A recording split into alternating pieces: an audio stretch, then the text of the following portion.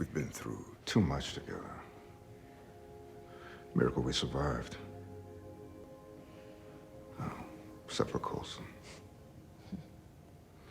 And Fitz. And Daisy. And May. Jeez, I was a zombie once. So was Mac, actually. Really? Yeah. Was I there for that? Look, if this is a contest, I died like 7 times. Is that all? Making a good TV show isn't the easiest thing in the world to begin with, but trying to link one to the Marvel Cinematic Universe, the most profitable movie franchise of all time, is another challenge altogether. Agents of S.H.I.E.L.D. started as an experiment in doing just that. Did it succeed? Based on that initial premise, no. But over the course of its 7 seasons, S.H.I.E.L.D. transformed from Avengers lip service, Thor, Captain America, Captain America, Bruce Banner. Stark, Iron Man? Barton, Romanoff, Romanoff. The Avengers. into an independently rewarding experience that wasn't afraid to pursue adventurous stories. It's also a case study on doing the best with what you have to work with, a challenge the show faced from the beginning. In August 2012, 3 months after the release of The Avengers, ABC ordered a pilot for a show called S.H.I.E.L.D., after Disney CEO Bob Iger watched the Marvel one-shot Item 47, which followed a couple robbing banks with an alien gun they figured out how to work in the aftermath of The Avengers, and S.H.I.E.L.D. eventually brings them in to help reverse engineer other collected alien weapons. Fast forward to the week of September 24th, 2013, when 12.1 million people watched the pilot of the newly titled Agents of S.H.I.E.L.D., the biggest TV drama premiere in 4 years. Viewership was high on the assumption that the show's events would directly influence the movies, and the Season 1 trailer reinforced that assumption. The concept of S.H.I.E.L.D. on cleanup duty after big movie events, introduced in Item 47, became a recurring task for Phil Coulson's team on the first few episodes of this new show. On anything alien getting in the wrong hands. Still, this is definitely the type of work a monkey could easily do. You're our little monkey.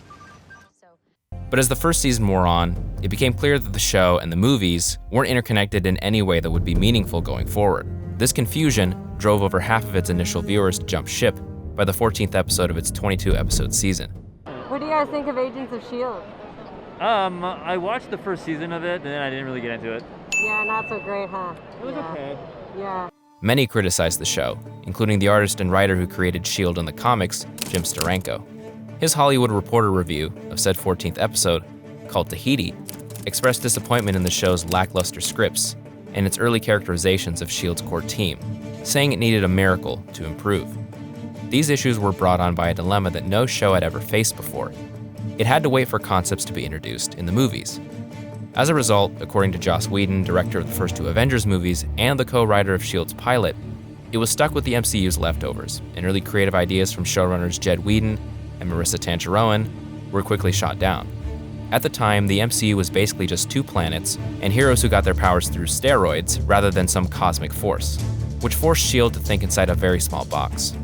It had to wait until the April 2014 release of Captain America: The Winter Soldier to introduce its big twist, Hydra being inside of S.H.I.E.L.D. Although its viewership had reduced to under 5.5 million people by that point, the show transformed overnight, and the twist gave it the green light to introduce more ambitious storylines. Hail Hydra.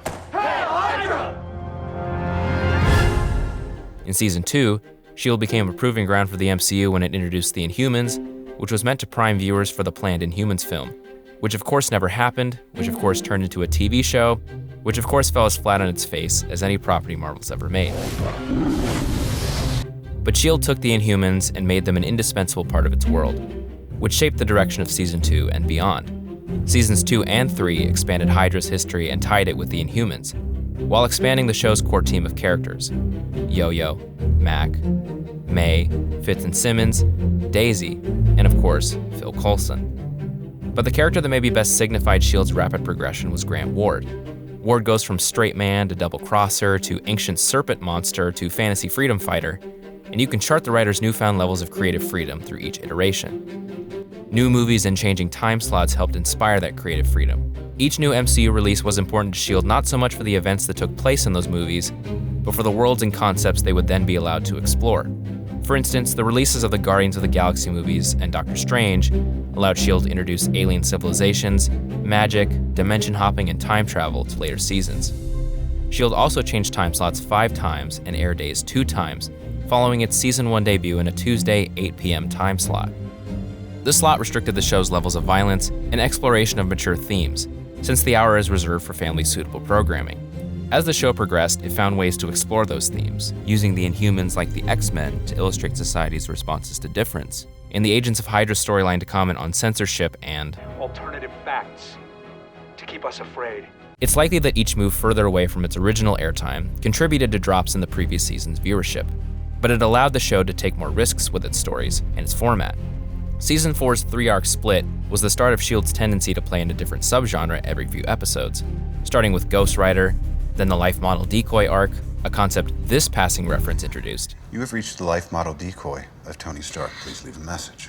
And finally, the framework, S.H.I.E.L.D's version of the Matrix, with a Darkhold, a magic spellbook, linking the three together.